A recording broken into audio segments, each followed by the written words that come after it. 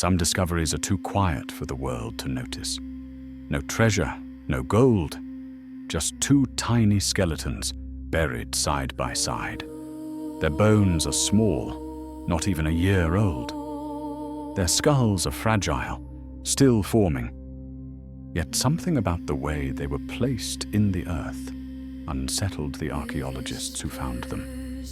The site is called Locomotive, near Lake Baikal in Siberia.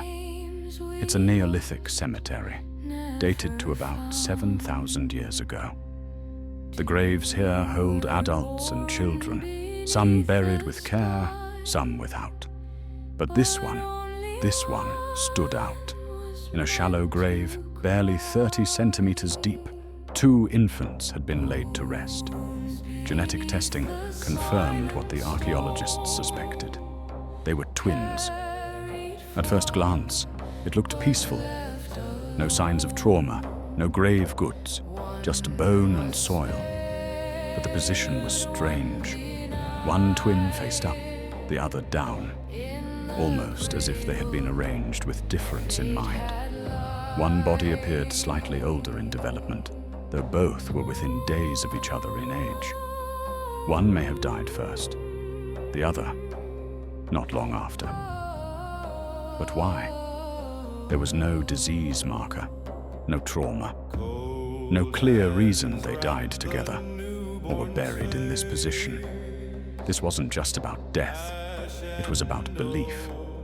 And it wasn't the only site. In Çatalhöyük, one of the world's oldest cities, infant burials were often beneath the floors of homes. In some cases, a child would be buried alone, in others, in pairs. A grave discovered in one home revealed 2 infants again, nestled together. But their skulls had been painted in red ochre, and one had a small stone lodged near the mouth.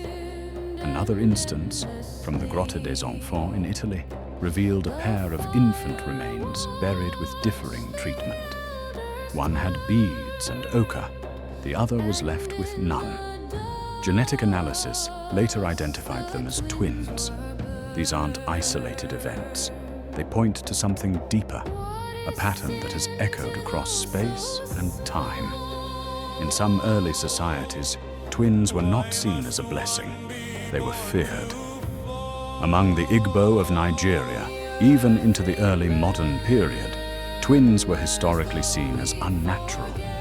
One or both might be killed.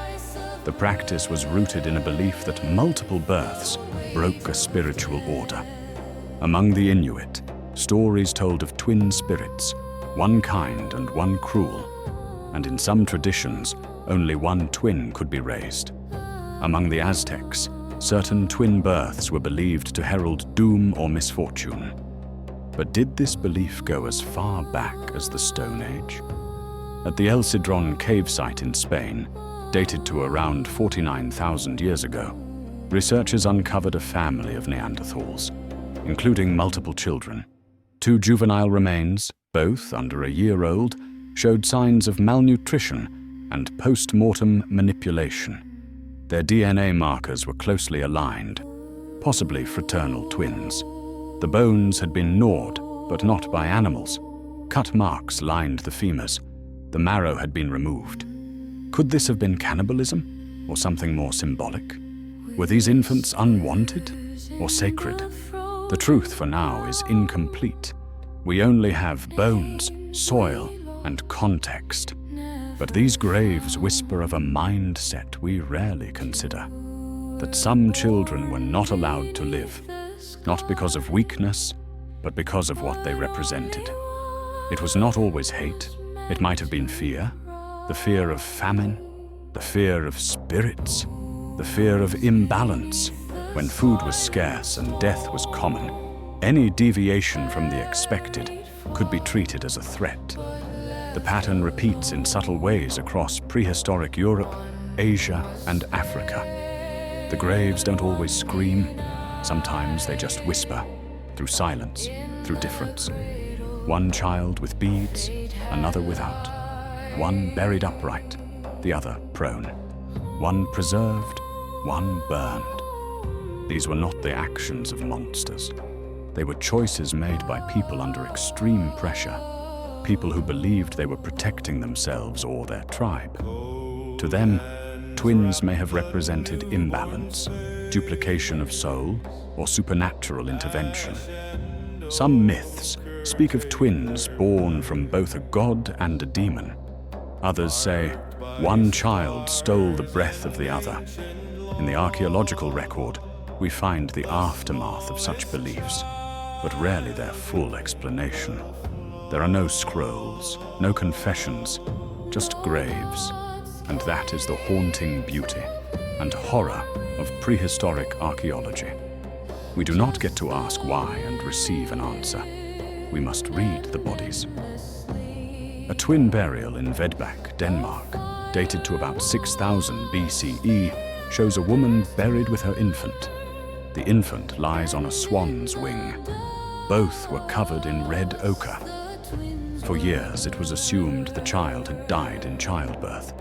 Later examination revealed a second infant's bones, much smaller, fragmented, crushed, a possible second twin, not laid with reverence, not recorded in the same way. This difference tells us something uncomfortable, that one child mattered more, or that one death was remembered. The other, perhaps not. Sometimes we forget how cruel nature was to our ancestors. Mortality was the rule, not the exception. And yet, even within that cruel world, humans made choices about which lives to honor and which to erase. What did they see? One archaeologist wrote, when they looked upon two children born at once. A sign of blessing or a threat to order? The answer may lie in the very way these children were buried, not with pain or suffering, but with indifference. One child gently curled, the other face down, twisted or buried apart. A refusal to mourn both, a rejection of one. In every case, we return to the same terrible question. What did early humans believe about twins? And what did that belief compel them to do?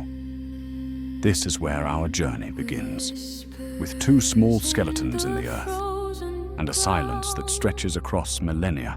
We may never hear the full story, but we can listen, carefully, quietly, to the marks they left behind. To understand why ancient humans might have feared twins, or made any difficult decision at all, we must first understand the world they inhabited. This was not a world of abundance, not a world of hospitals, full harvests, or safe homes. It was a world where survival was never promised. Let's travel back to the Upper Paleolithic, about 40,000 years ago. The Earth was in the grip of the last ice age. Giant glaciers covered large parts of North America, Europe, and Asia. Sea levels were lower. Much of the landscape that today supports cities and farmlands was a frozen, wind-swept wasteland. In some regions, small human bands moved through dense forests or across cold steppe grasslands, hunting reindeer, mammoths, aurochs, and wild horses. In warmer latitudes, parts of Africa, Southeast Asia, and the Near East, lush jungles and dry savannas forced different survival strategies, foraging for tubers, nuts, small animals, and edible insects. The environment shaped everything. Shelter was temporary. Caves were used when available, but many groups relied on tents made of hide, bones, and wood. In the coldest areas, these structures had to retain heat and survive storms.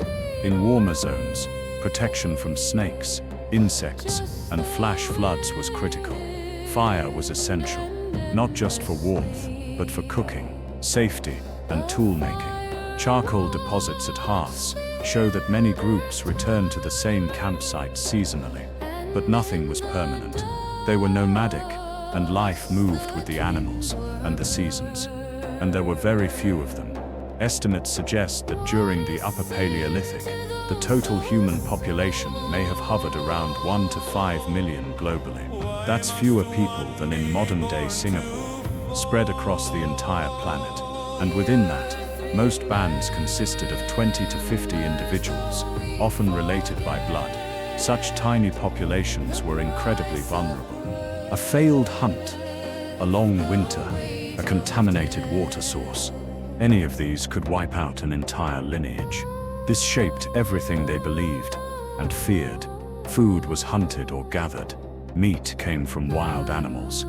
But hunting them was dangerous. Stone-tipped spears were common. Later, the atlatl, or spear thrower, extended the range and power of a strike. Foraging provided berries, seeds, roots, and wild vegetables, but it required deep knowledge of what was safe and when it was available. In colder climates, meat and fat were vital.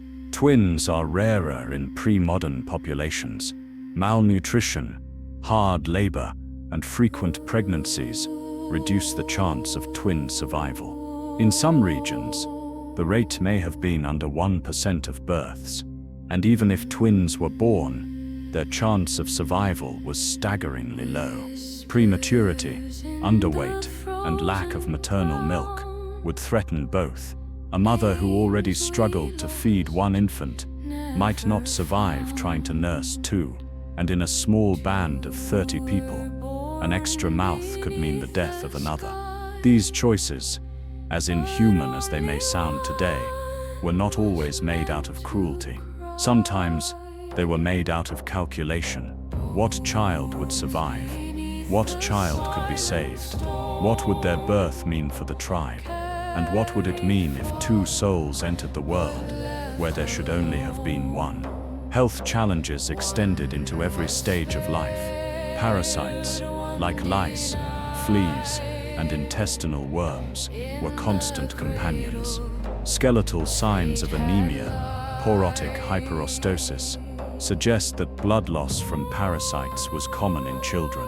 Diarrhea, respiratory infections, tooth decay, and injury left permanent marks on bodies found in ancient burials.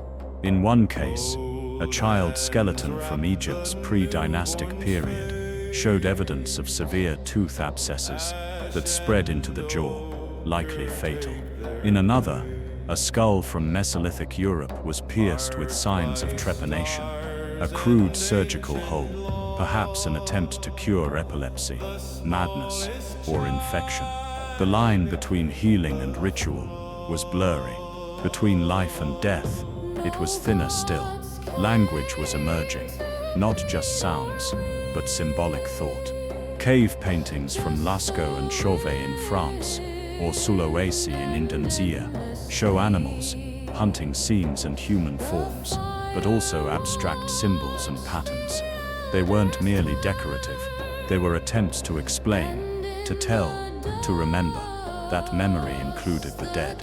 The earliest grave sites, like Sungir in Russia or Dolní Věstonice in the Czech Republic, show clear evidence of burial rituals.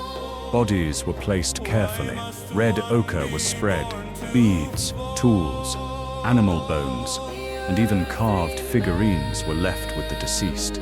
These were not random acts, they were part of a worldview shaped by scarcity, by repetition, by death.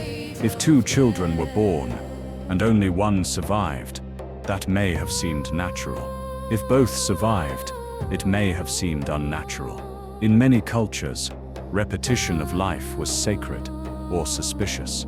In the environment they lived in, anything unusual was suspect.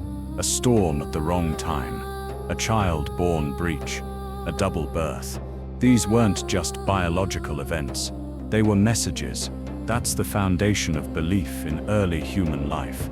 Not just survival, but meaning.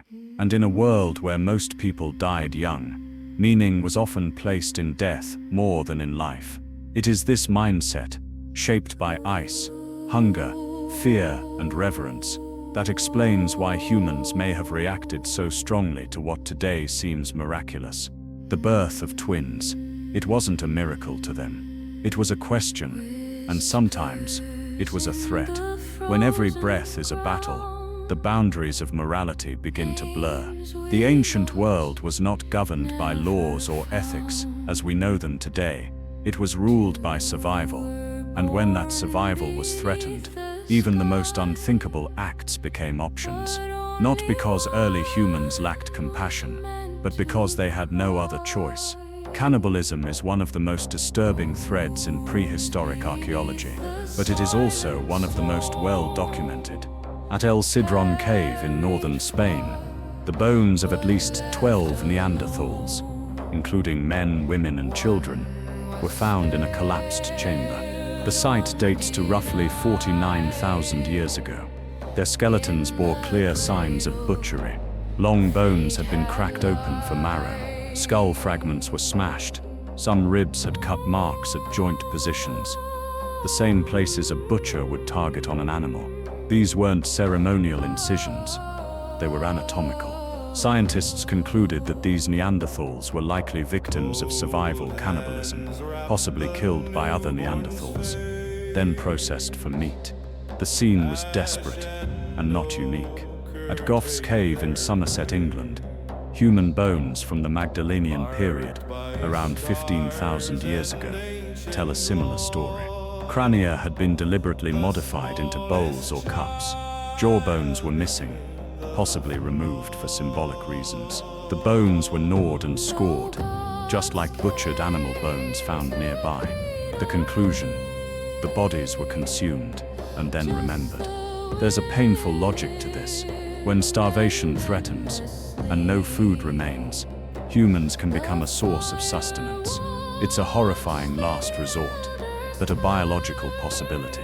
In these ancient cases, the signs point not to violence for pleasure or cruelty, but to a society at its breaking point.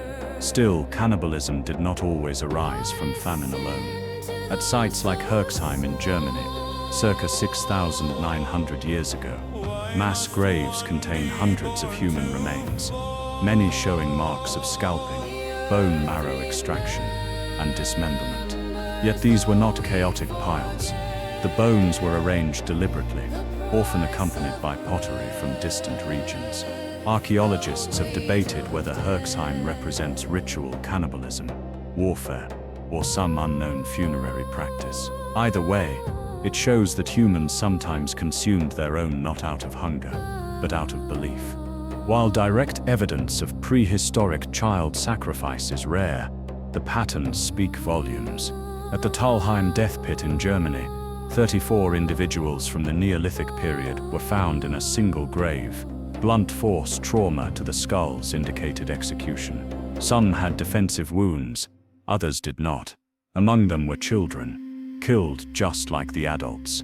At Çayırköy, Turkey, child remains were buried under houses, sometimes layered. In a few cases, multiple infants were buried together beneath a floor, one on top of the other. Some had grave goods, others had none. The selective treatment suggests that not all deaths were natural. Some may have been chosen, and when food ran low, abandonment was another choice. In high-altitude regions, or during droughts, families may have left behind the elderly, the sick, or even their own children, to conserve resources. This is not just theory, it's supported by forensic evidence. In the Atacama Desert, infant and child burials are overrepresented in mass cemeteries. Some show signs of rapid death and immediate burial, with no accompanying artifacts or signs of care. At Stillwater Marsh in North America, remains from the Archaic period include several infants buried hastily, without the ochre or beadwork given to others. It suggests decisions made in urgency or in fear. Twins, especially, would have posed a challenge. If both infants were born weak or premature, there may not have been enough food or maternal milk to support them. The mother herself, exhausted by the ordeal, may have been near death. In such cases, the group may have made a decision: raise one, let the other go. But how? Not all abandonment left bones. In some traditions, unwanted infants were left in the forest, buried shallowly, or even drowned in nearby rivers. A few societies, even into historic periods, had sacred locations where such children were taken, often without marking or ritual. They were returned to the earth silently. In rare cases, forensic archaeologists have found clues of intentional suffocation or blunt trauma on infant skulls. These are controversial findings, but when they appear consistently within burial populations, they suggest that infanticide, the intentional killing of infants, was practiced, especially in response to famine, deformity, or taboo birth conditions. Twin births may have fallen into this last category. In many cultures, having twins broke a perceived order, two souls in one womb. One child was often considered unnatural, demonic, or redundant. If food was short, or a woman had already lost children before, the pressure to choose one twin over the other may have been enormous, and sometimes the decision was symbolic, not based on food or care, but on fear of the consequences. Among the Yoruba, one twin would sometimes be killed to prevent spiritual misfortune. In ancient Japan, stories tell of one twin being left to die so the family might retain honor. In South American tribes, twins were sometimes separated at birth, one raised as human, the other as animal or spirit. These beliefs were likely rooted in ancient patterns, instincts passed down, shaped by survival and ritual. Back then, there were no courts, no overseers. Decisions about life and death were made by the community or by the parent, often the mother.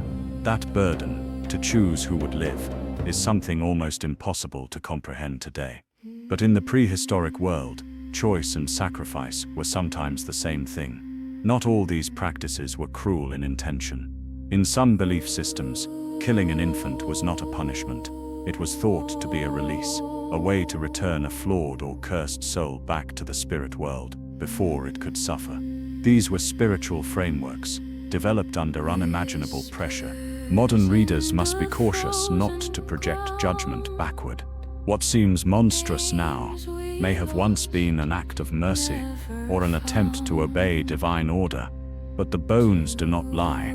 They show us the cuts, the breaks, the missing infants, the hastily dug pits.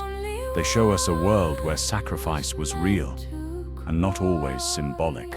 Twins were sometimes the victims, not because they were weak, but because they were too much. Two bodies, two mouths, two spirits, when the world had only room for one. It is a common myth that early humans lived in harmony with nature and each other, peaceful gatherers moving gently across the land. But the bones tell a harder truth. Violence was not an exception. It was embedded into life and death. Across the prehistoric landscape, archaeologists have uncovered the remains of people who died, not of hunger, not of illness, but from intentional, human-inflicted violence.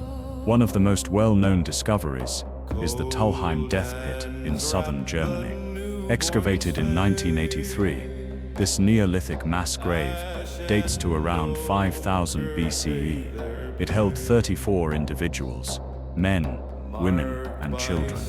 The cause of death, blunt force trauma to the skull, inflicted by stone axes. Some skulls were shattered, others had multiple impact points. Few showed signs of defense. The victims had not fought back. They had been executed. Most were killed while attempting to flee. This was not a battle, it was a slaughter, likely a raid by a neighboring group, perhaps for territory, perhaps for resources, perhaps for vengeance. The pattern has been repeated across early human history. In many burial sites, twin infants are buried without symmetry. One might be given beads or ochre. The other, none. One curled gently, the other sprawled or twisted. In Vedbæk, Denmark, a woman was buried with a swan wing beneath her infant. A second infant's remains were scattered nearby, unceremoniously interred. Such disparities point to selective mourning. It suggests that some individuals were not only lost in life, they were also denied recognition in death. Prehistoric humans often manipulated bodies after death.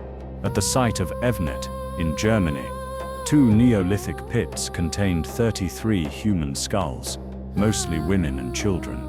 Each skull had been decapitated and placed in a circular arrangement, all facing the same direction. Many showed signs of blunt trauma before death. The rest of the bodies were never found. This was not simple burial. It was ritual violence, and perhaps a form of warning or spiritual cleansing. We also see corpse manipulation at Goff's Cave in Britain, where skulls were fashioned into cups, possibly for ceremonial use. Whether this was reverent or symbolic consumption is still debated, but it reflects an early belief that the dead retained power even after the breath had left them. In some twin burials, one child is clearly treated differently, perhaps even used in ritual. In rare cases, a twin is buried with an animal, often a dog, bird, or small rodent, which may have held spiritual significance. One interpretation is that the animal acted as a guide to the other world. Another is that the twin, seen as supernatural, needed to be restrained or pacified in death. There are also instances of double burials in which one body was placed significantly later, sometimes weeks or months after the first. Soil layering and decomposition patterns reveal these timelines. One child dies, is buried, the second dies later, but is interred in the same grave. Why? It's possible these were twins separated by death, then reunited. But another explanation is that the living child was sacrificed to accompany the other in death, a practice seen in some later Bronze Age cultures. If believed to share a soul, twins may have been seen as incomplete if separated, in life or in the afterlife. Burial orientation also carried meaning.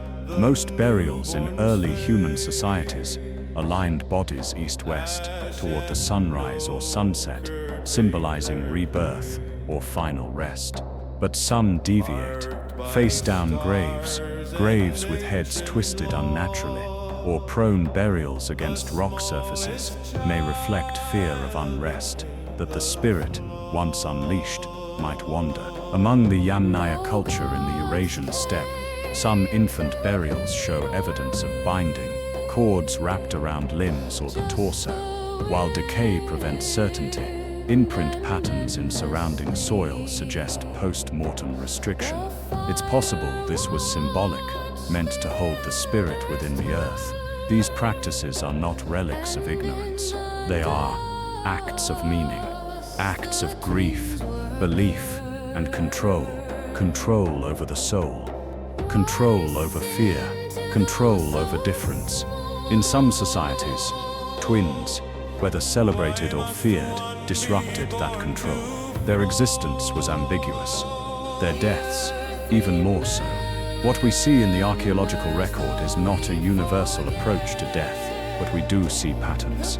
Infants treated unequally in death, bodies bound, burned, or rearranged, skulls displayed, defaced, or honored, one twin memorialized, the other forgotten. These are not neutral acts, they are echoes of choices. Choices about who was remembered, who was erased, and who was feared. Death, in the prehistoric world, was never just the end of life. It was a question, and every burial was an attempt to answer it. Reproduction in the ancient world was not just a matter of biology. It was a matter of survival. For the individual, the family, and the tribe, every birth carried the weight of risk. Every child was a question mark. Would it live? Would it belong? Would it threaten the fragile balance of the group? And every death was a reckoning. In small prehistoric populations, often fewer than 50 people per group, fertility was a critical issue. If too few children were born, the band might die out. If too many were born during a time of scarcity, the same outcome could occur. Managing reproduction wasn't a concept, it was a necessity. But reproduction wasn't equal. The fossil and genetic record shows strong evidence of reproductive skew, a pattern in which a small number of males fathered most of the children. This is not theory. It's visible in the DNA of ancient populations. We look back at the Stone Age, and we want answers. We want reasons. We want to believe we would have done things differently, that we would have loved both children, that we would have found a way. But archaeology doesn't allow fantasies. It gives us only what remains: bones, cuts, burials, absences, and the terrible truth that sometimes the worst thing done was done quietly. No screaming, no ritual, just the turning of a head, the denial of a name, the closing of a grave. If these choices disturb us, they should, not because our ancestors were monsters, but because they weren't. They were like us, intelligent, emotional, afraid. They loved their children. They mourned their dead. They painted walls with beauty and buried their beloved with care, but still, they drew lines. Sometimes one child was mourned, the other was forgotten. And so, we are left with bones. Bones that speak not of evil, but of fear, not of hatred, but of belief, not of monsters, but of us, because they were us. And if that breaks you, then you are exactly the kind of human they would have hoped to become.